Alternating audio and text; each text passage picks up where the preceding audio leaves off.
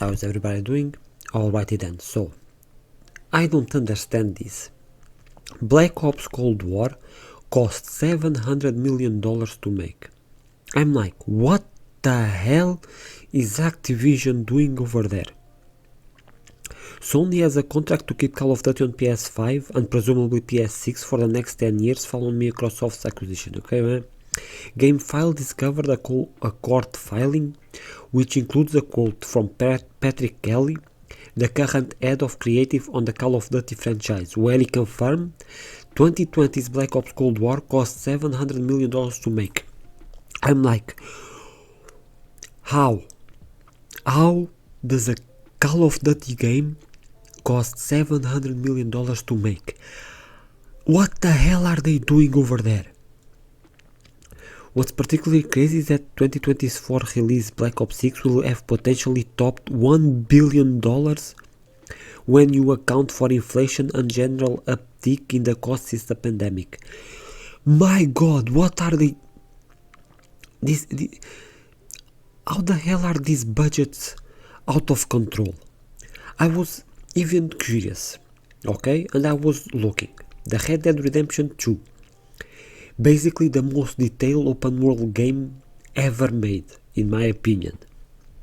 And it costs, at maximum, it costs $540 million to make. At max. So you are saying that this year's Call of Duty Black Ops 6 could have cost double of Red Dead Redemption 2, an open world game with a ton of side quests, NPCs basically have a life of their own, so many details through the game, and this freaking FPS game costs double that. How is that even possible? Please, somebody explain it to me.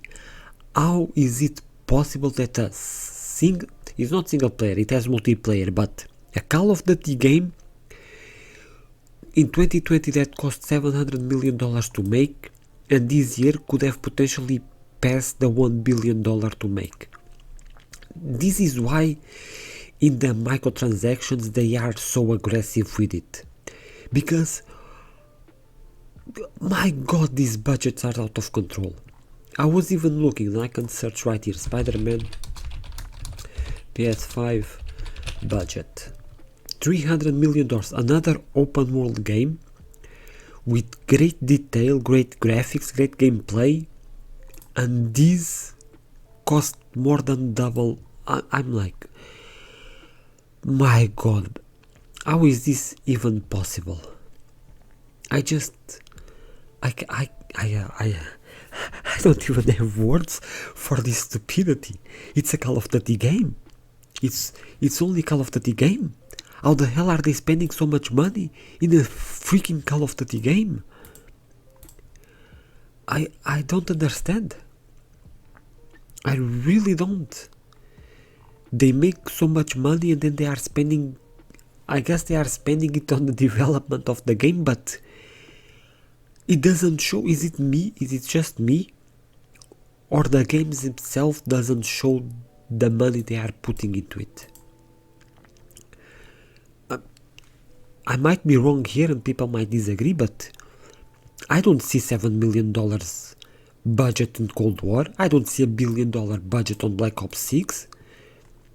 They are almost the same in terms of, okay, gameplay they improved a bit in Black Ops 6, but a $300 million more in budget to improve the gameplay a little bit? What? My god. Damn, these things are really out of control for no freaking reason at all. Even for Spider-Man 2, I think the budget is a bit too much, but man, Call of Duty, what are they doing over there? And talking about the PS5 exclusive, this is another thing I have to rant a bit about. Because Ghost of Tsushima Legends is an upcoming anime inspired by the game. Anime adaptation of Ghost of Tsushima. Horizon Zero Dawn to the big screen with live action movie adaptation. Helldivers 2 is also getting a Hollywood adaptation. Until Dawn is getting an adaptation. And I'm like, can we please fucking stop with these fucking adaptations of every little game that comes out? Am I the only one that's a bit tired of all of these adaptations into live action of games? It seems that nowadays any game that comes out has a bit of success, we must do an adaptation. We must, or a TV show, or an anime, or a movie. We must have an adaptation of this game that is popular right now. Why? I even saw this was on Push Square. This is on The Gamer. Even Horizon Zero Dawn fans aren't sure they want a movie. Because, man, this is what I don't know who it is, but I'm so tired of game to film adaptations.